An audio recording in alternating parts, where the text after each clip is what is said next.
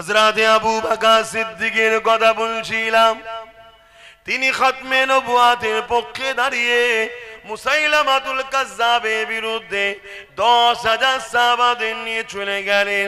হুজুর আমার বক্তব্য দিতে লাগলেন, এ নবী অনুসারীরা, এ নবী সাহাবারা, আমাদের জীবন আগে না রাসূলুল্লাহ আগে? এখন যদি আমি আপনাদের জিজ্ঞাসা করি আমাদের জান আগে না আল্লাহ রাসূল আগে, উত্তর কি দেবেন? রাসূল আগে। কেন? এটা যদি আগে না হয় ঈমান তো থাকবে না, তাই তো নাকি? জানের থেকে বেশি ভালোবাসা, এটা তো ঈমান। এ নওজওয়ানেরা, কিন্তু আমি বিশ্বাস করি আপনারা যারা বলছেন নবী আমাদের জানের থেকেও আগে, এটা সত্যই বলছে আপনারা। কিন্তু সেই দিনে সাহাবারাও বলেছিল আমাদের জানের থেকে নবী আগে। সাহাবাদের হযরত আবু বকর সিদ্দিক বললেন, দেখো সাহাবারা ইসলাম জুলুম করতে শেখায়নি, আমি তাদের কাছে যাব, তাদের সঙ্গে পরামর্শ করব, মুসাইলামাতুল কাজ্জাবকে বুঝাবো, এ মুসাইলামাতুল কাজ্জাব এমন করে তুমি খতমে নবুয়াতের বিরোধী করছো কেন? আল্লাহ কোরআনে যেখানে বলেছে ওয়ালাকির রাসূলুল্লাহ ওয়া খাতামান নবী, সেই জায়গাতে কেন তুমি নতুন করে ফিতনা তৈরি করলে? তাই আমি তাকে বুঝাবো, সে যদি বুঝে গিয়ে পরিবর্তন হয়ে যায়, ভাই আমরা কিন্তু লড়াই করব না, আমরা লড়াইয়ের পক্ষে নয়। কিন্তু সে যদি না মেনে আমাদের রাসূলের বিরুদ্ধে চারণ করে, তাহলে বুকের তাজা খুন দিতে হলো দেবো, মুসাইলামাতুল কাজ্জাবের বিরুদ্ধে লড়বো, রাসূলুল্লাহ খতমে নবুয়াতের ঝান্ডাকে তুলে ধরবো।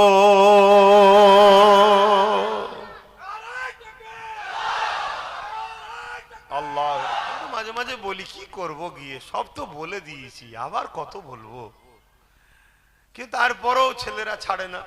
এ আজকেই তো আমি এদেরকে বলছিলাম, দেখ না এত দূর থেকে যাব, দেরি তো হয়ে যাচ্ছে, যদি হয় বাদ দে না।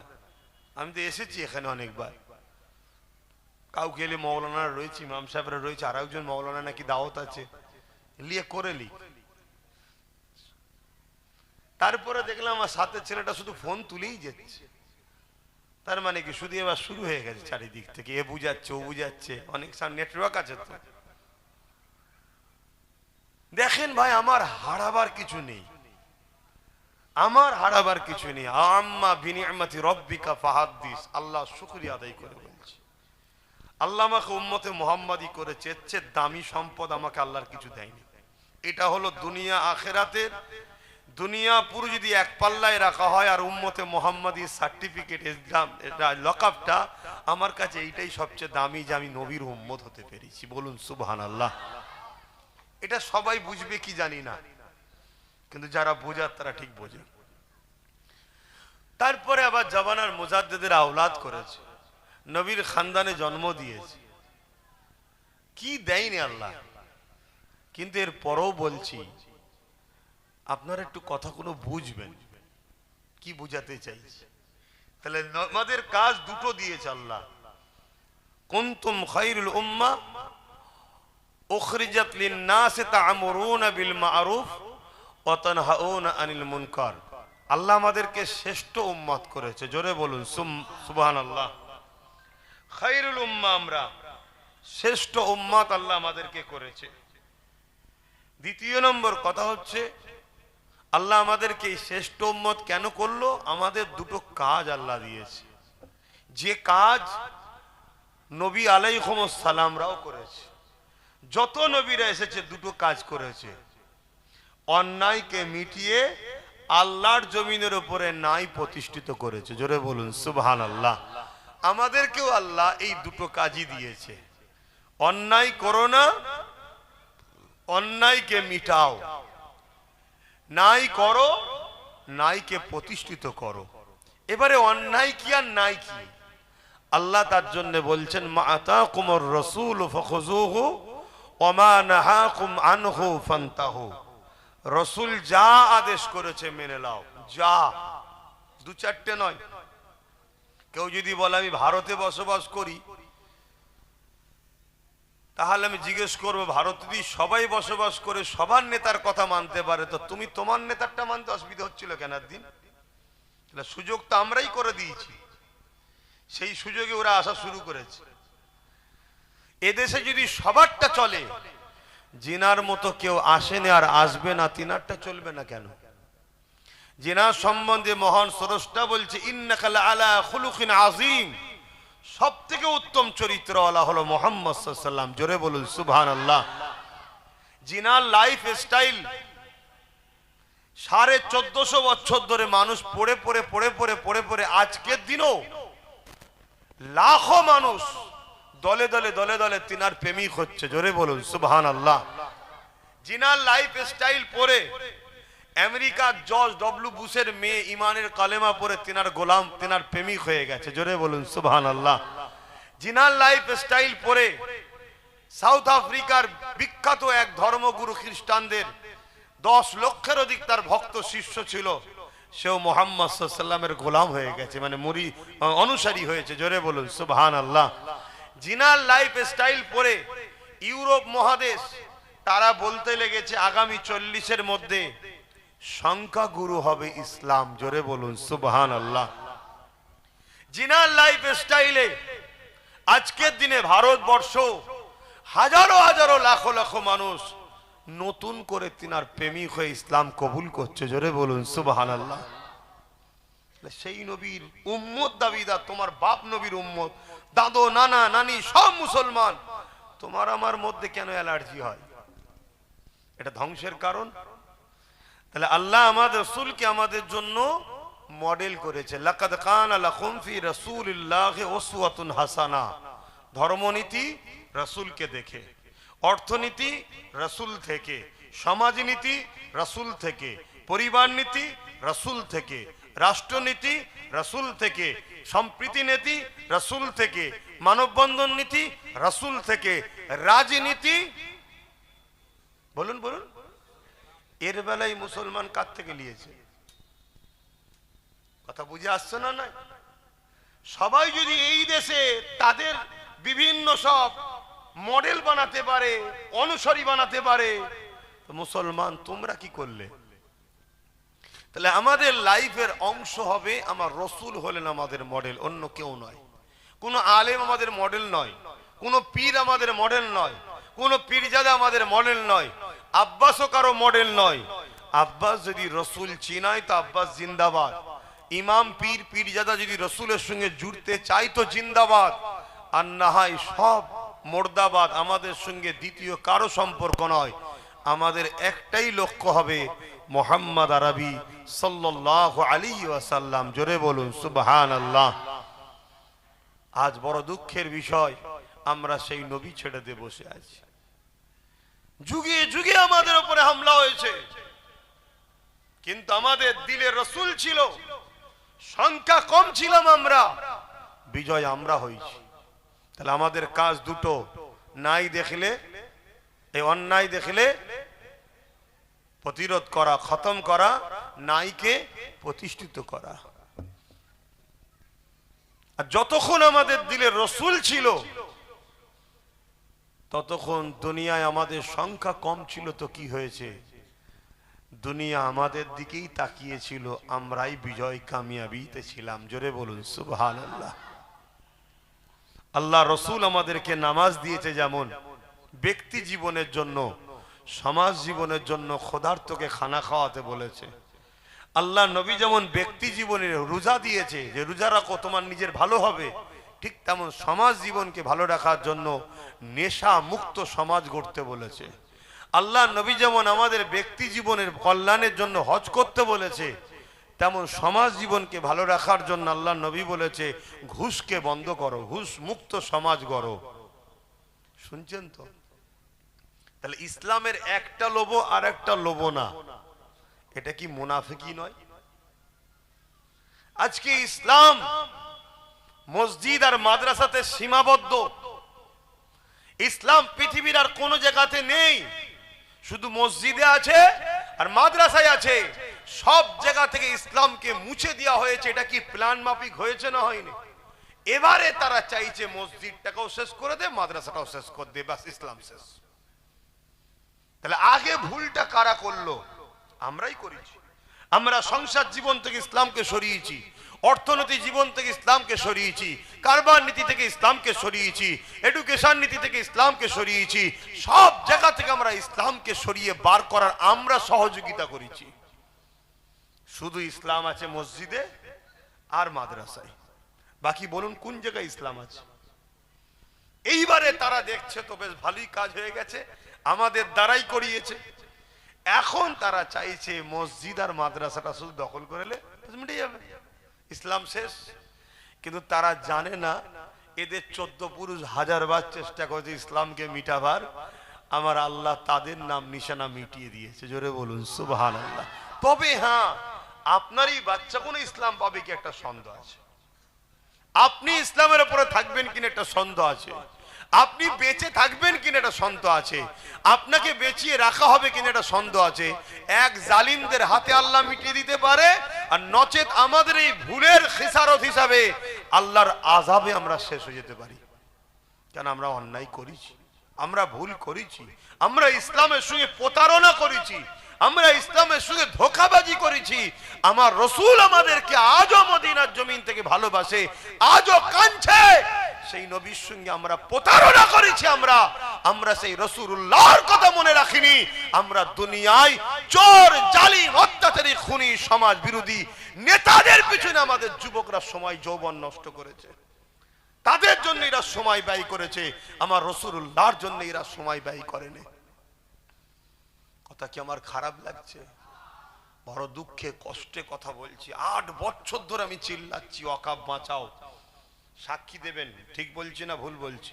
আপনারাই সাক্ষী আছেন, মধ্যম গ্রামের মানুষ। 8 বছর ধরে চিৎকার করছি ওয়াকফ বাঁচাও, চলে যাচ্ছে ওয়াকফ, চলে যাচ্ছে ওয়াকফ, ওয়াকফ বাঁচাও। 8 বছর ধরে বলছি যে সবাই ওয়াকফের দুশমন, কেউ একটা সব পাখি মাছ খায় আর মাছরাঙার দোষ হয়। শুধু বিজেপি যে আমাদের দুশমন তা নয়, সব বেটা আমাদের দুশমন, এটা বারবার বলে আসছি। ও প্রকাশ্য, বাকিগুলো হচ্ছে সুযোগ সন্ধানী। এটা বলেছি না বলিনি যে সব পাখি মাছ খায় মাছরাঙার দোষ হয়? আজকেও সেই প্রমাণটা হলো না? হলো না? কেন্দ্রের সাথে সাথ দিল না, দিল না রাজ্য সরকার? দেখুন 8 বছর ধরে বুঝাচ্ছি। হায় রে আমার কম, এক তো এদের হাতে মার আমরা খাচ্ছি, এদের হাতে লাঞ্ছিত আমরা হচ্ছি, এদের হাতে অপমানিত হচ্ছি। এবার তো আল্লাহর পক্ষ থেকে আযাব আসবে। কেন? এদেরকে তো ক্ষমতায় আমরাই বসিয়েছি। এরা যে ক্ষমতায় আমাদের মসজিদ মাদ্রাসা মিটালো, ওই ক্ষমতা সহযোগিতা এদের করাতে আমরা করেছি। তার মানে আমরাই বকলমে ঘুরিয়ে মসজিদ মাদ্রাসাকে ধ্বংস করে দিলাম। এবার কি হবে? হ্যাঁ, নিরাশ হয়েও না আল্লাহর রহমত থেকে। যদি তওবা করতে পারো, পরিবর্তন হতে পারো, দেখো। তওবা যদি করতে পারো, পরিবর্তন হতে পারো, দেখো আল্লাহর আযাব আসার আগে, আযাব এসে যাবার পর আল্লাহ তোমার মুখাফে কি নয়, আমার মুখাফে কি নয়, তার দিনকে বাঁচাবার জন্য তিনি যথেষ্ট। দেখলেন না একজন বাবরি মসজিদ ভাঙার প্রথম হাতুড়ি মেরেছিল, আল্লাহ তাকে দিয়ে 100 মসজিদ বানিয়ে নিয়েছে। বলুন সুবহানাল্লাহ। শুনছেন তো? তাহলে আল্লাহ তার দিনের জন্য যথেষ্ট।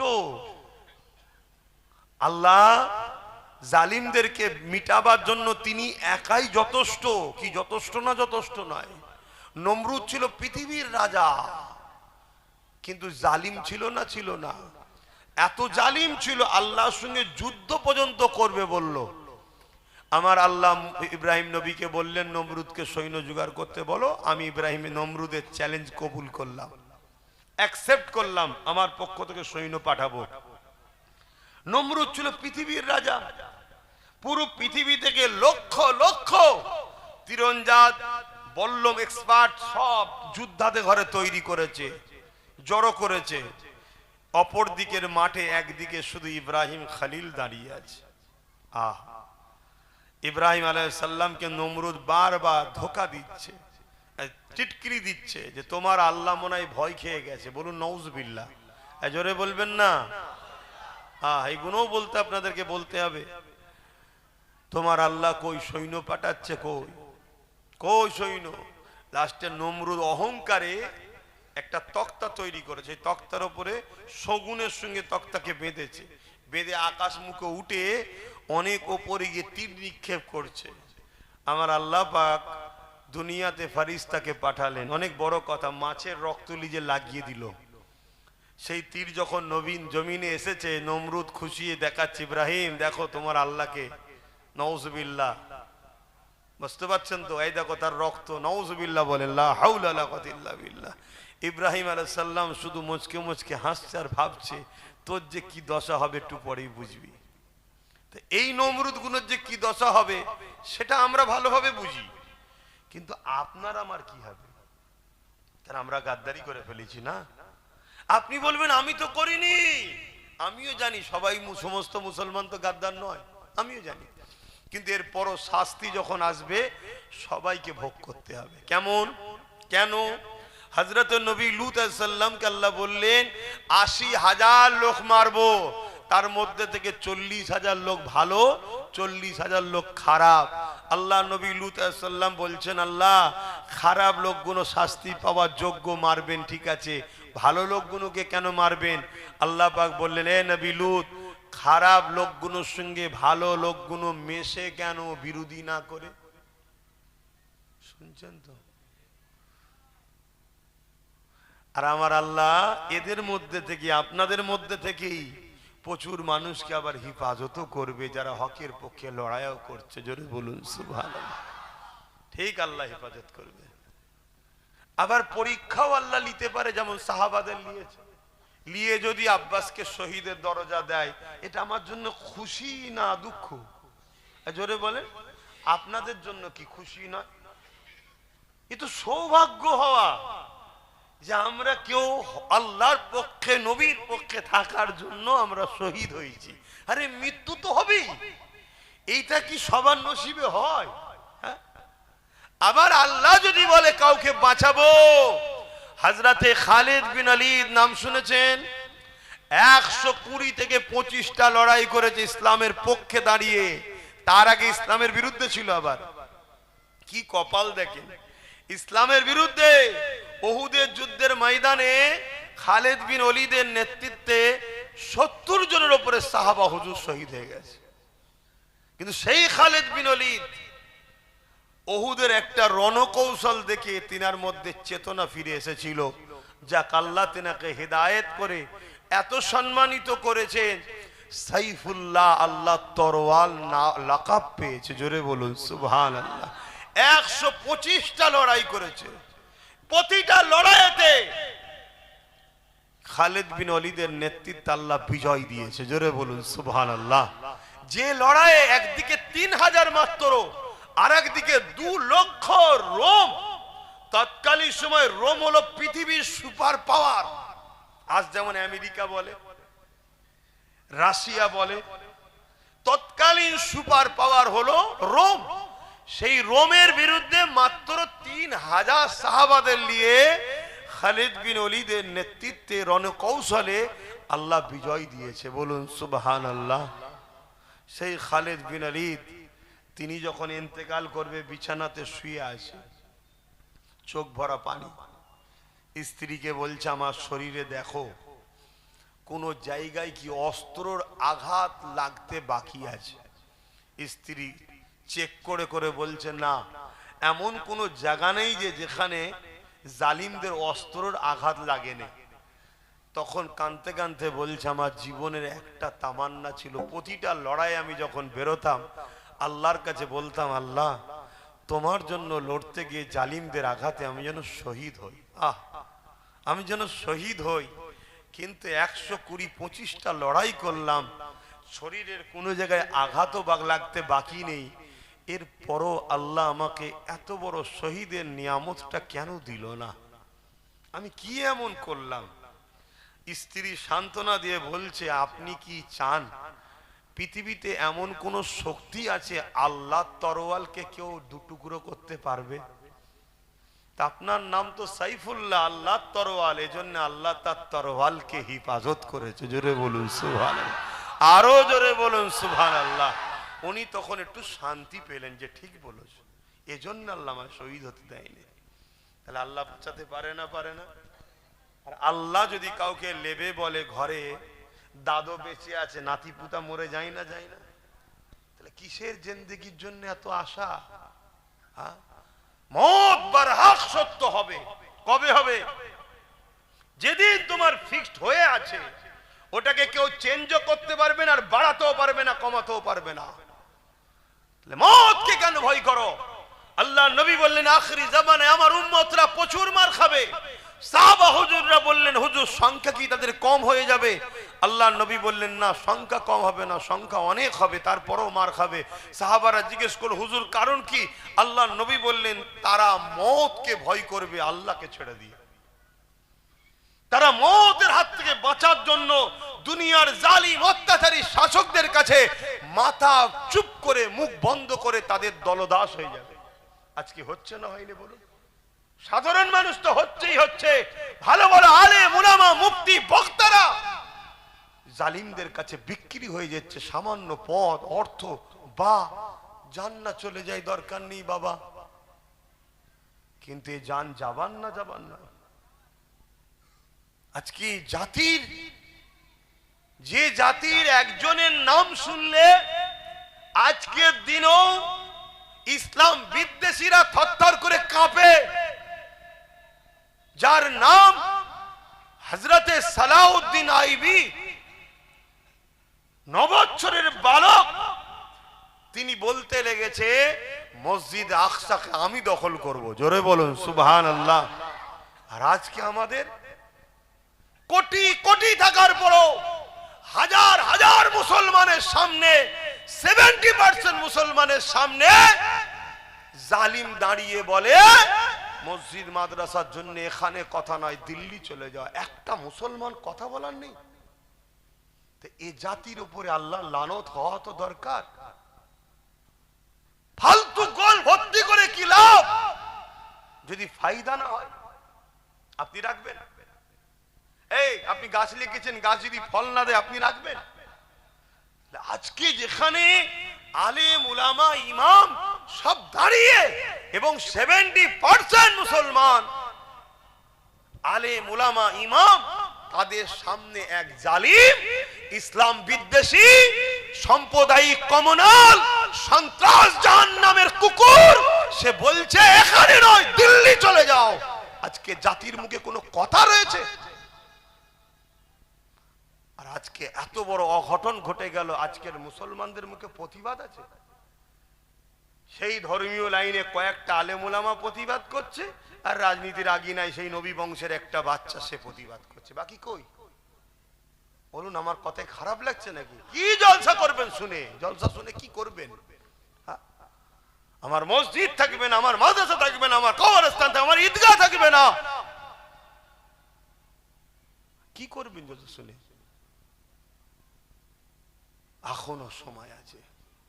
আমি আবার বলে যাচ্ছি, এখনো সময় আছে।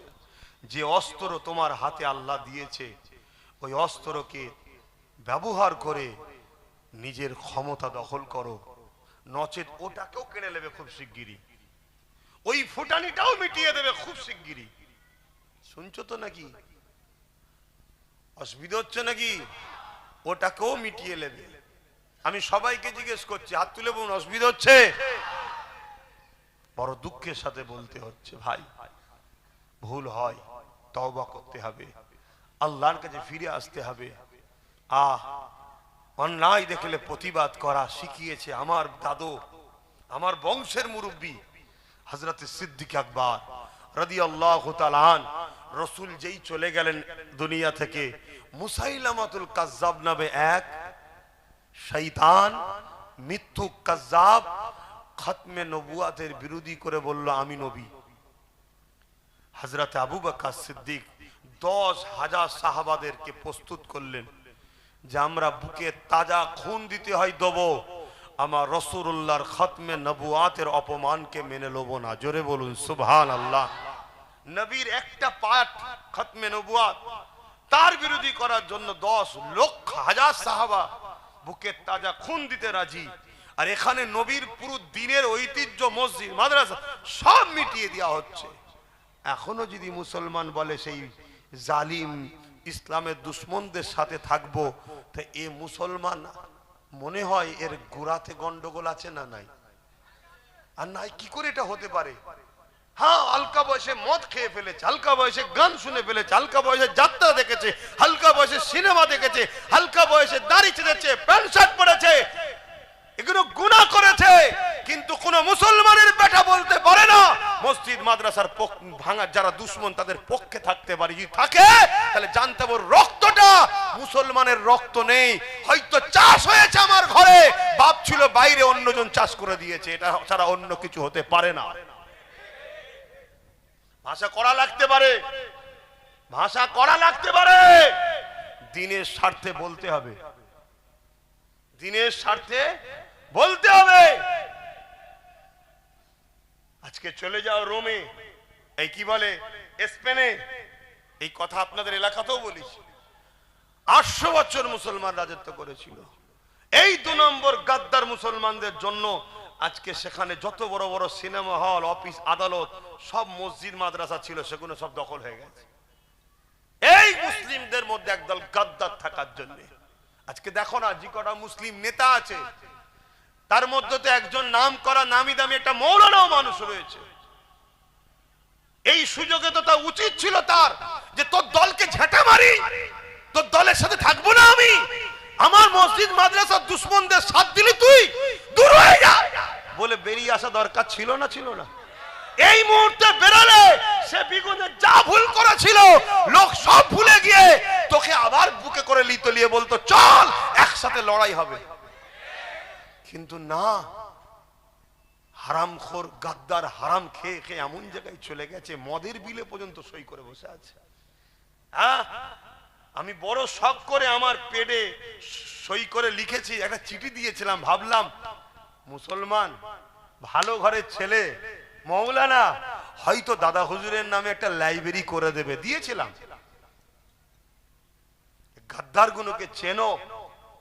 আরে এই গাদ্দার গুলো যুগে যুগে যখন আমি 8 বছর ধরে চিল্লাচ্ছি, এরা জাতির কাছে আমার বিরুদ্ধে সমালোচনা করেছে না করেনি? ছোট্ট বড় কথা বলে জাতিকে আমার থেকে দূরে রেখেছে। যদি আজ 8 বছর এরা আমার বিরোধী না করতো, এতদিন এমন একটা ঐক্য তৈরি করে ফেলতাম আলহামদুলিল্লাহ, যে কোনো দিন, যে কোনো টাইমে, যে কোনো সময় যাকে খুশি তুলতাম, যাকে খুশি ফেলে দিতে পারতাম। কিন্তু এখনো সময় আছে না নাই? বলুন আছে না নাই? আপনারা ভাববেন না পরিবর্তন হবেন না?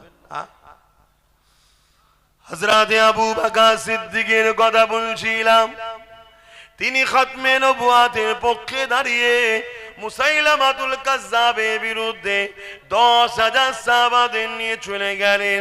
হুজুর আমার বক্তব্য দিতে লাগলেন, এ নবী অনুসারীরা, এ নবী সাহাবারা, আমাদের জীবন আগে না রাসূলুল্লাহ আগে?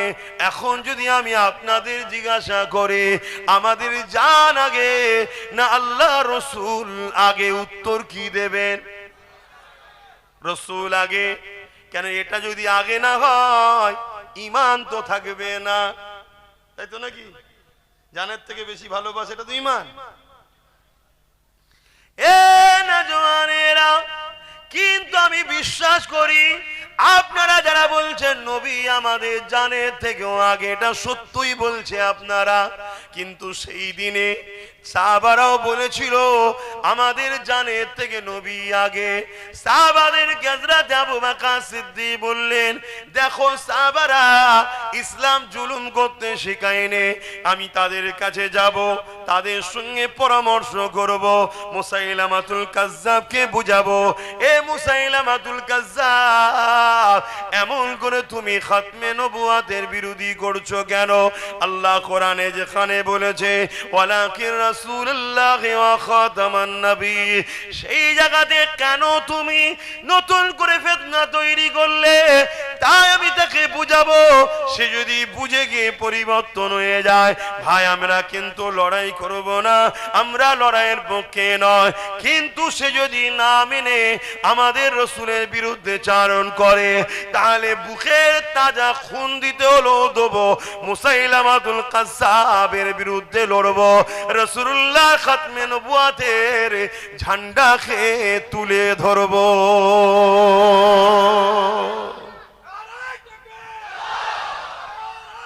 আল্লাহ, আজকেও যদি এমন দিন আসে, আমরা 100 বার বুঝাবো, লড়াই নয়, যে অন্যায় হচ্ছে, জুলুম হচ্ছে, বন্ধ করো, জুলুম বন্ধ করো, 100 বার বুঝাবো। যদি না বুঝতে চায়, জীবন দিয়ে হলো ইসলামের ঝান্ডাকে উঁচু করে ধরবো না, ধরবো না। হাত তুলে সাক্ষী দেন আলহামদুলিল্লাহ, এই হাত সত্য, আমিও বিশ্বাস করি, এই হাত মিথ্যা নয়। কিন্তু একটা জায়গায় পার্থক্য হচ্ছে, একটু আগে চলুন বলছি। এ নওজোয়ান তরুণেরা, হযরত আবু বকর সিদ্দিক 10,000 সাহাবাদের নিয়ে যাচ্ছে। কেন 10,000 সাহাবাদের নিয়ে গেলেন? কেন? মুসাইলামাতুল কাজ্জাব ইসলাম বিদ্বেষী রাষ্ট্রগুণের সহযোগিতায় 90,000 সৈন্য নিয়ে বসে রয়েছে। ইসলামের বিদ্বেষী রাষ্ট্রগুণ এমন করে মুসাইলামাতুল কাজ্জাবকে 90,000 সৈন্য দিয়েছে, অস্ত্র দিয়েছে, এবং তার দ্বারা ইসলামের বিরোধী করাচ্ছে। এ যুবকেরা, যেমন বিগত দিন কোন এক চরিত্রহীন নারী মহিলা আমার দেশে এসে ইসলামের বিরুদ্ধে বলছিল, হুকুমত তাদেরকে প্রোটেকশন দিচ্ছে, হুকুমত তাদেরকে সহযোগিতা করছে, এ থেকে বুঝে নিতে হবে হুকুমত আমার নবীর বিরুদ্ধে। এই জন্য ইসলামের বিরুদ্ধে যে বলে, হুকুমত তাকে বডিগার্ড দেয়, আর ইসলামের পক্ষে যে বলে, কারো বিরোধী না করো, শুধু যদি নিজের ধর্মের পক্ষে দাঁড়িয়ে কথা বলে, তাকে হুকুমত বন্দি করে, জুলুম করে।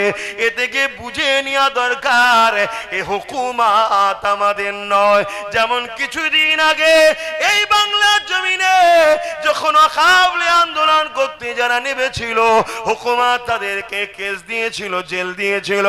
তাদের মধ্যে থেকে একজন সিদ্দিক আকবরের খুন, নবী বংশের আওলাদ পীরজাদা নওশাদ সিদ্দিকীকেও জেল দিয়েছিল।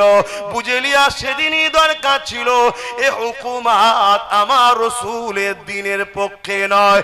এ দেখাচ্ছে হাতির দাঁত আলাদা, চিবাবার দাঁত আলাদা। এ সুযোগে রয়েছে, ঠিক সময় আমাদের ডুবিয়ে দিয়ে, আজকে ডুবিয়ে দিল না, দিল না। এখন আবার চিটিংবাজি করতে বেরিয়েছে, আবার নতুন করে বুঝাচ্ছে চিটিংবাজ। শুনছেন তো নাকি? কিন্তু জীবনে কখনো ওই লোকগুলোকে মাফ করতে না যে লোক দুমুখ হয়।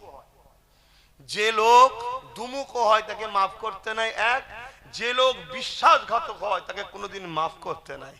ইসলামও বলেছে বিশ্বাসঘাতকের মাফ নাই। এবারে আপনারা যদি মাফ করেন, আপনাদের কবর আপনারা নিজেরাই খুঁড়বেন। আবার কি, আমি আবার বলছি, দুদিক দিয়ে আমরা মার খাবো। এক আল্লাহর ঘরের জন্য মার খেতে হবে আমাদেরকে, তার ঘর সে বাঁচাবে, আমাদের পরীক্ষা নিচ্ছে। মনে আছে একবার ফিল্ম বানিয়েছিল আমেরিকা, ইনোসেন্স অফ মুসলিম, মনে পড়ছে কি? এটা ছিল আল্লাহর পরীক্ষা আমাদের জন্য। যারা ফিল্ম বার করেছে, আল্লাহ তাদেরকে মিটিয়ে দিয়েছে না দেয়নি?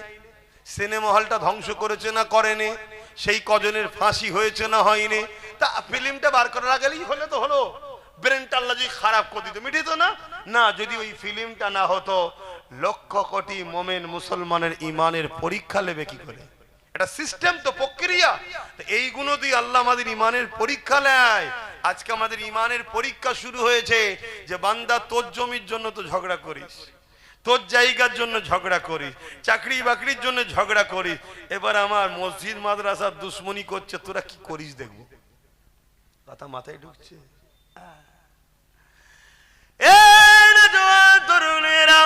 মুসাইলামাতুল কাজ্জাবকে আল্লাহ পাক তো পাগল করে দিতে পারত। মুসাইলামাতুল কাজ্জাবকে আল্লাহ এই কথা বলার আগে জবান তো বন্ধ করে দিতে পারতো। না না না, দুনিয়াকে আল্লাহ দেখাতে লেগেছে। মুসাইলামাতুল কাজ্জাব যখন আমার নবীর বিরুদ্ধে বলবে, সাহাবা হুজুররা কি প্রক্রিয়া দেয় এটা দেখে নাও। যুগে যুগে যুগে যারা ইসলামের বিরুদ্ধে, কোরআন নবী দ্বীনের বিরুদ্ধে হবে, তোমাদেরকে এই রাস্তা অনুসরণ করতে হবে যে রাস্তা হবে সাহাবাদের রাস্তা। কেন নবী আমার জানিয়ে দিয়েছে, আসাবিকান নুজুমি বিআইদিহি ইক্তাদাইতুম ইতাদাইতু। আমার নবী বলেছেন সাহাবা হুজুররা হলো আকাশের তারকারাজি নাই, যাকেই ধরবে হিদায়েত পেয়ে যাবে।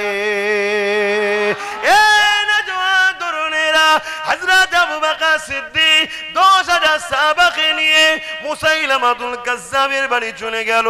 মুসাইলামাতুল কাজ্জাবের কাছে পৌঁছে গিয়ে বলতে লাগলো, এ মুসাইলামাতুল কাজ্জাব, আল্লাহ যেখানে কোরআনে বলছে ওয়ালাকির রাসূলুল্লাহ ওয়া খাতামান নবী, নবী আমার শেষ নবী, কেন আপনি মিথ্যাচার করলে, কেন ফিতনা তৈরি করলে, কেন সমাজে বিশৃঙ্খলা তৈরি করতে লেগেছে? আপনি পরিবর্তন হয়ে যান, তওবা করেন, কথাকে ইগনোর করে না। মুসাইলামাতুল কাজ্জাব আবু বকর সিদ্দিকের কথাকে শুনছে না। তিনি দেখতে লেগেছে আবু বকর সিদ্দিকের সঙ্গে 10,000 আর আমি মুসাইলামাতুল কাজ্জাবের সঙ্গে 90,000 সৈন্য রয়েছে। কারটা বেশি? 90,000 বেশি। মুসাইলামাতুল কাজ্জাব ভাবছে 10,000 90,000, এই সুযোগে আবু বকর সহ 10,000 সাহাবাকে মেরে দাও। ও জানে না যে কাদের সঙ্গে লেগেছে। এই 10,000-এর কাছে একটা পাওয়ার ছিল, সেই পাওয়ারটার নাম কি? জোরে বলুন। ঈমানটা কি? নবীকে জানের থেকে বেশি ভালোবাসা। আপনাদের কাছে আছে তো? যদি থাকে ইনশাআল্লাহ বিজয় আল্লাহ আপনাদের দ্বারাই করাবে। জোরে বলুন সুবহানাল্লাহ। আপনি নিজেকে চিনতে পারছেন না, কিন্তু আপনার দ্বারা আল্লাহ করিয়ে নেবে, দেখবেন। কিন্তু আজকে এই সমস্যাটা হচ্ছে, এর পিছনে একটাই কারণ, সেদিন 10,000-ই ইমানদার ছিল, আজকে 10,000 যদি এক জায়গায় জড়ো হয়, ওর মধ্যে 5,000 গাদ্দার মুনাফিক আছে, ঠিক জায়গায় যে গুলিয়ে দিচ্ছে। এই কি হবে বল দেখিন, যদি উল্টো কিছু হয়ে যায় কি হয়, বাঁচতে পারবো তো, পারবো তো? এই যে মানুষের মধ্যে দ্বিধাদ্বন্দ্ব বেঁধিয়ে দেওয়া, যেটাকে বলা হয় মুনাফিকি। এজন্য রসুল বলেছেন, লড়াইয়ের ময়দানে যায়নি যে প্রথম থেকে, তার কাঁদাকাঁদি তবু আল্লাহ কবুল করবে, কিন্তু যে লড়াইয়ের ময়দানে গিয়ে ফিরে আসে, আল্লাহ তার তওবাকে আর কবুল করে না। শুনছেন তো? যেমন উহুদের ময়দানে মোট 1,000 লোক নিয়ে নবী যাচ্ছে। কত কত সংখ্যা বলুন? 1,000। এসব ইতিহাসগুলো জানবেন। এগুলো সব মাদ্রাসায় পড়ানো বন্ধ হয়ে গেছে। কেন? মাদ্রাসা সরকারের টাকায় চলে তো। সরকার বলেছে ওসব কিতাবুল মাকাজি টাকাজি পড়াবে না। আর আকসার খারজি মাদ্রাসাতেও পড়ানো বন্ধ হয়ে গেছে। খারজি মাদ্রাসায় ডাইরেক্ট সরকারের টাকা না চললেও রাত্রিরে সরকারের লরি ঢোকে, আলু ঢোকে, পটল ঢোকে, চাল ঢোকে, মালপানি ঢোকে। এ কথা বুঝছেন তো নাকি? আমি এই জন্য খারাপ ভাই, আমাকে কেউ দেখতে পারে না, এই সব কারণে। দুনিয়া না দেখে, না দেখুক গে যাক, আল্লাহ রসুলের জন্য হক কথা বলতে হবে তো নাকি? তাতে কি রেজাল্ট, কি রেজাল্ট, কি ফাইসাল্লা? ওটা জমিনে হয় না, ওটা আসমানে হয়। আমার কি হবে আগে, ওটা জমিনে ফাইসাল্লা হবে না, ওটা কোনো কোর্ট কাছারি আদালতে হয় না, ওটা ওইখানে হয়, আসমানে হয়। আল্লাহর আরশে ওটা সেটিং হয়। আব্বাস সিদ্দিকীর তকদিরে কি হবে, কথা বুঝে আসছে তো নাকি? অতএব দুনিয়ার কাউকে খুশি করে লাভ নেই। আমাকে খুশি তাকে করতে হবে যিনি দুটো হাত দিয়েছে, জবানে কথা দিয়েছে, যিনি আমার কথা শুনে আমি আসবো, হজ করব। এই এতগুলো লোককে যিনি জড়ো করিয়েছেন তিনি কে? দেখেন মুরব্বী বাপগুলো, আমার দাদুর বয়সের লোক, নানার বয়সের লোককেও জড়ো করিয়েছেন কে? না ও ছোট মতো হুজুর, বড় হুজুর এলে নাই মুরব্বীরা আসতো, চলো বাবা বুজুর্গ লোক এসে, এটা পচকে মতো ছোট মতো ছেলে এসছে, তারপরও মুরব্বী বাপগুলোকে কে জড়ো করিয়েছে? আবার দেখুন বাচ্চাগুলোও জড়ো হয়েছে, কিছু কি বোঝে এখন? তারপরেও চলো যে এসে বসে আছে। সবচেয়ে বড় বিষয় হলো যাদেরকে খেলোয়াড়রাও 50 ওভার খেলা বসিয়ে দেখাতে পারছে না, যাদেরকে সিনেমা হলও 2 ঘন্টা ধরে রাখতে পারছে না লোক, যে যুব সমাজ এত মন যাদের চনমন এক জায়গায় বেশিক্ষণ বসার ছেলেরা নয়, তাদেরকেও ঘন্টা ঘন্টা দাঁড় করিয়ে বসিয়ে রাখে যিনি, তিনি কে? এদেরকে আনা অত সহজ ব্যাপার নয়। এই যে খদ্দের গুলো, যুবক গুলো বসে আছে, ওরে সর্বনাশ, এদের সব সময় পিছনে হাড় আছে, বাঁদর লাপাই শুধু এখানে ওখানে। খারাপ লিখছো না তো? আমি অন্য জিনিস বুঝাচ্ছি। মানে এত মন চঞ্চল, সিনেমা হল গুলো বন্ধ হয়ে যাচ্ছে, হচ্ছে না হয়নি? তার মানে কিরা যায়নি আর ধর কে 2 ঘন্টা বসে থাকে বলতে কি? 50 ওভারের খেলা বন্ধ হয়ে 50-20 হয়ে গেছে। কেন? কে 50 ওভার দেখবে বলতে কি? তার মানে এত মন চঞ্চল হয়ে গেছে, এত ছটফট করছে, লাফালাফি করছে। সেই ছেলেগুলোকেও আল্লাহ শকর করে বলছি, আব্বাস সিদ্দিকী যেখানে যায়, আমার আল্লাহ হাজার হাজার যুবককে ঘন্টার পর ঘন্টা বসিয়ে রাখে। বলুন মারহাবা, বলুন আল্লাহু আকবার, আল্লাহু আকবার।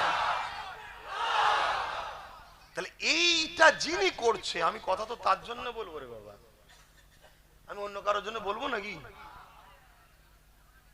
এবারে তার জন্য বলতে গেলে ফেরাউন তো নারাজ হবে। মুসা নবীর উপর নারাজ হয়েছে না হয়নি? বনি ইসরাইলের উপর নারাজ হয়েছে না হয়নি? তার কথা বলতে গেলে ইব্রাহিম নবীর উপরে নমরুদ নারাজ হয়েছে না হয়নি? ইব্রাহিম নবীর উম্মতদের উপর নারাজ হয়েছে না হয়নি? তার কথা বলতে গেলে ইমাম হোসাইন পাকের উপরে এজিদ নারাজ হয়েছে না হয়নি? তার কথা বলার জন্য গরিবের নওয়াজের উপরে তৎকালীন জালিম শাসকরা নারাজ হয়েছে না হয়নি? তার কথা বলতে যাওয়ার জন্য ইমামে আজম আবু হানিফা হুজুরের উপর নারাজ হয়েছে না হয় না? ইমাম সুফিয়ান সাউরির উপর নারাজ হয়েছে না হয় না? ইমাম বুখারীকে নিজের এলাকা ছেড়ে চলে যেতে হয়েছে। এসব ইতিহাস জানেন? ইমাম মালিক হুজুরকে বেতের আঘাত দিত, বেতের আঘাত। সে জাতা বেত নয়, যেখানটা মারবে চামড়াটা উঠে আসবে। আহ আল্লাহ আল্লাহ আল্লাহ। এই আল্লাহর কথা, হক কথা, দিন কথা। আল্লাহর কথা মানে মানবতার কথা, ইনসাফের কথা, ইনসানিয়াতের কথা, মনুষ্য জাতিকে বাঁচাবার কথা। আরে নামাজ তো ব্যক্তি জীবনের ইবাদত। আমি নামাজ পড়বো, আমার লাভ।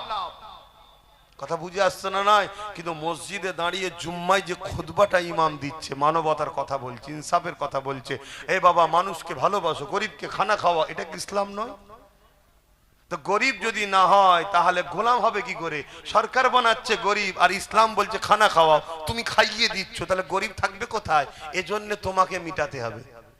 বুঝে আসছে ইসলামের উপরে রাগটা কেন? তো ভাইরা আমার, মুসাইলামাতুল কাজ্জাবের বিরুদ্ধে হযরত আবু বকর সিদ্দিক যখন বুঝাতে লাগলেন, তাকে পরামর্শ করছে, তুমি এটা করছো কেন, ফিরে আসো, পরিবর্তন হও। মুসাইলামাতুল কাজ্জাব দেখছে আবু বকরের দিকে 10,000, আমার দিকে 90,000, এই সুযোগ ছাড়া যাবে না। আজকেও অনেকে দেখছে, খুব মন দিয়ে বুঝবেন, আজকেও অনেকে দেখছে। পুরো দেশ আমার হাতে, মিলিটারি আমার, স্বরাষ্ট্র দপ্তর আমার, সব জায়গা আমার, অঙ্গরাজ্যগুলো যারা আছে তারাও আমার। কি আমার নয়? ইনি উনার নয়? তো এই সুযোগ মুসলমানকে শেষ করে দে। ওদের না কোনো ক্ষমতা আছে না কিছু আছে, এই সুযোগে ঝেড়ে দে। এই শুনছেন? কিন্তু জানেন আল্লাহ প্রথম চিটেগুলোকে পরিষ্কার করে দেবে, এটা ঠিক কথা, অস্বীকার করা যাবে না। কিন্তু তারপরে যে কটা ইমানদার সলিড থাকবে, ওই কটার নেতৃত্বে এদের যে কি দশা আল্লাহ করবে, সব ইতিহাসে আমার নবী বলে গেছে। শুনছেন তো? কোনো টেনশনের নেই তো, কোনো টেনশন নেই। আমি একটা জিনিস বুঝি, এ জানটা দিয়েছে কে, এটা আমি আল্লাহকে দেবো না। যদি কেউ বলে রাখতে পারবেন, জোরে বলুন, কারা আল্লাহর খুশির জন্য দিতে পারবেন? হাত তুলুন। মারহাবা, নারে তাকবীর, নারে তাকবীর। এটাই তো আল্লাহ দেখতে চাইছে, যে জান দিলাম আমি। তুই যদি বলিস দেবো না, ওই আমেরিকার প্রেসিডেন্ট যে ছিল তারও জান কেড়ে নিয়েছে। কি কাউকে বাদ দিইনি। ফেরাউন, নমরুদ পৃথিবীর রাজা ছিল, বাদ দিছে নাকি? তাহলে জান তো আমি লবো, কিন্তু কেউ যদি খুশিতে আমার রাস্তায় দেয়, তারটাও আমি লবো, কিন্তু তাকে নিয়ে গিয়ে আমি জান্নাতে রাখবো। জোরে বলুন সুবহানাল্লাহ। এবারে আপনার ব্যাপার, এটা আমার ডিউটি ছিল, বলে দিচ্ছে আপনাকে। আপনি কি করবেন এটা আপনার ব্যক্তিগত ব্যাপার। নামাজের জন্য যেতে হবে না, আপনাদের ডিউটি আছে, যান। এখানে ওয়াজ করলে মসজিদে অসুবিধা হবে না তো? ঠিক আছে, হ্যাঁ হ্যাঁ ঠিক আছে। তো ভাইয়েরা আমার, কেন আমার একটু দেরি হয়ে গেছে আসতে, কি করব, গাড়ি ঘোড়ার ব্যাপার, গাড়ি ঘোড়ার ব্যাপার। হযরতে আমার হযরতে আবু বকর সিদ্দিক যখন এই কথা বললেন, মুসাইলামাতুল কাজ্জাব কথা না শুনে ইশারা করলো যে এই সুযোগে 10,000 কে মেরে দাও। আল্লাহ নবী সাহাবী হযরত আবু বকর সিদ্দিক সঙ্গে সঙ্গে যখনই আচমকা মুসাইলামাতুল কাজ্জাবের বাহিনী হামলা করে দিল, আবু বকর সিদ্দিক আওয়াজ দিয়ে বললেন, নবী সাহাবারা, এ আমার ভাইরা, জান বাঁচানো ফরজ, ডিফেন্সে নেমে যা। এ নওজোয়ান তরুণেরা, 10,000 সাহাবা 90,000-এর মোকাবেলায় ডিফেন্সে নেমে গেছে, কিন্তু 10,000-এর কাছে এমন একটা পাওয়ার রয়েছে, ওই পাওয়ারের কাছে 90,000 বেশি গুণ টিকে থাকতে পারলো না। কিছুক্ষণের মধ্যেই 10,000-এর মোকাবিলার সামনে 90,000 মুসাইলামাতুল কাজ্জাব বাহিনীকে আল্লাহ জাহান্নামী করে দিলেন। আমার নবী সাহাবা ভাইদের মধ্যে থেকে কয়েকজন নিজের বুকে তাজা খুন দিয়ে দিল, কিন্তু রাসূলুল্লাহর খাতমে নবুয়তের ইজ্জত আবরুর হিফাজতের জন্য জীবন দিয়ে দিল। এই নওজোয়ান তরুণেরা যারা আল্লাহ রাসূলের জন্য জীবন দেয়, তাদের মরতে দেরি হয়, জান বেরোবার আগে আল্লাহ পাক তাদেরকে জান্নাতটা দেখাতে লাগে। ওরে আমার বান্দারে, এটা তোর ঠিকানা। ওই জায়গার দিকে তাকাতে তাকাতে থাকে, এদিকে জানটা বেরিয়ে যায়। রাসূলুল্লাহ বললেন, পিঁপড়ে কামড়ালে জানা কষ্ট হয়, আল্লাহ রাস্তায় যারা জীবন দেয় এদের জান কবজের কষ্টটা পিপিলিকা কামড়ানো থেকে আরো কম কষ্ট হয়। আল্লাহু আকবার, ইয়া রাসূলুল্লাহ, আল্লাহু আকবার। আমার ইসলাম জুলুম করা শিখায়নি। আমরা কোন হিন্দুদের বিরুদ্ধে নয়, কোন আদিবাসী সাঁওতাল বাগদি কারো বিরুদ্ধে নয়। আমরা মুসলমান হোক আর অমুসলমান হোক, যারা আমার দ্বীনের বিরুদ্ধে, তাদের বিরুদ্ধে আমরা যুদ্ধ রাজি আছি, ঠিক না বেঠে? যদি মুসলমানও হয় তার বিরুদ্ধে যুদ্ধ করব, যদি আমার দ্বীনের বিরুদ্ধে হয়। তুমি আমার দ্বীন মানোনি, সেটা তোমার বিষয়, তোমার সাথে আমার যুদ্ধ নেই। তোমার সাথে আমার মানুষ হিসেবে ভালোবাসা থাকবে, মানব বন্ধন থাকবে। তুমি ভাই আমার, তুমি বাপ আদম মা হাওয়ারই ছেলে মেয়ে। তুমি হিন্দু তো কি হয়েছে, আদিবাসী তো কি, সাঁওতাল তো কি হয়েছে, আমরা মানুষ, মানব বন্ধনে মিলেমিশে থাকবো, একসাথে কারবার করব, ব্যবসা করব, দেশ চালাবো, রাজনীতি করব, সব করব। তুমি আমার ধর্ম মানো তো কি হয়েছে, তুমি তোমার জবাব দেবে, আমি আমার জবাব দেবো। কিন্তু ধর্ম মানার নামেও যদি আমার ইসলামের বিরুদ্ধে কেউ কথা বলে, তাকে আমরা ছাড়বো না। তাহলে ব্যাপারটা বুঝে এসছে? আমরা কোন ধর্মের, কোন জাতি, কোন মানুষের বিরুদ্ধে আমরা কথা বলি না। ইসলাম কখনো কোন মানুষের বিরুদ্ধে লড়াই করেনি, ইসলাম লড়াই করেছে জুলুমের বিরুদ্ধে। বাকি যত ভুল আকীদা ছিল, আমার নবীর আখলাকে তারা নবীর দিওয়ানা হয়ে গেছে। জোরে বলুন সুবহানাল্লাহ। ইসলাম যতবার রাসূল লড়াই করেছে জুলুমের বিরুদ্ধে। কেউ নারীকে জ্যান্ত পুঁতে দিচ্ছে, তার বিরুদ্ধে লড়াই করেছে রাসূল। কেউ গরিবদের ঘরে কৃতদাস দাসী কোমরে বেল্ট বেঁধে বাজারে নিলামে তুলছে, নবী যাদেরকে রুখতে চেয়েছে, রোখেনে তারা নবীর উপরে হামলা করেছে, নবী ডিফেন্সে নেমেছে, যুদ্ধ হয়েছে। বদরের বুকে রাসূলুল্লাহ চলে এসেছে মদিনায়, মক্কা থেকে জোর করে মদিনার উপরে হামলা করতে গেছে, নবী বদরের ডিফেন্স করেছে। নবী ইসলাম কখনো কোনো মানুষের উপরে জুলুম করেনি। ইসলাম বলছে, একটা যদি অসহায়ের উপরে কেউ হামলা করে, একটা মানুষকে কেউ যদি হত্যা করে, সে যদি নির্দোষ হয়, পুরো মানুষ জাতিকে হত্যা করার পাপ তার মাথায়, তার আমলনামায় লেখা হবে। তাহলে ইসলাম কত কঠিন বুঝতে পারছেন? অপরদিকে একটা কেউ যদি অসহায় মানুষকে সাহায্য করে, বাঁচায় মানুষ, নাস বলা আছে, মুসলমান বলা নেই, সে যদি হিন্দু হয়, আদিবাসী হয়, তাকেও যদি মানুষ বাঁচায়, আল্লাহ নবী বলছে, পুরো কোরআন বলছে, পুরো মানুষ জাতিকে বাঁচাবার নেকি আল্লাহ তাকে দেবে। জোরে বলুন সুবহানাল্লাহ। কিন্তু আমাদের হাতে রাজ পাওয়ার না থাকার দরুন একদল মিডিয়া দিন রাত ইসলাম বিরোধী প্রচার করছে, একদল নেতারা দিন রাত ইসলাম বিরোধী প্রচার করছে। এটা 100 বছর ধরে চলে আসছে, আজকে শেষ স্টপিসে এসে গেছে, আমাদেরকে এবারে নির্মূল করতে চাইছে। এখনো কি নিজের পায়ে দাঁড়ানোর দরকার আছে না? নাই? তা আল্লাহ একটু আমাকে আমাকে বুঝিয়েছে, আমাকে আল্লাহ সেই হিকমত জ্ঞান দিয়েছে, আল্লাহরই হুকুম হয়েছে। তাই আমি আমার ভাইটাকে বলেছি, দেখ আমি তো দিনের প্রচার করি, আমি এই দিকে থাকি, তুই ওই দিকে থাক। এটা কি ভুল করেছিলাম?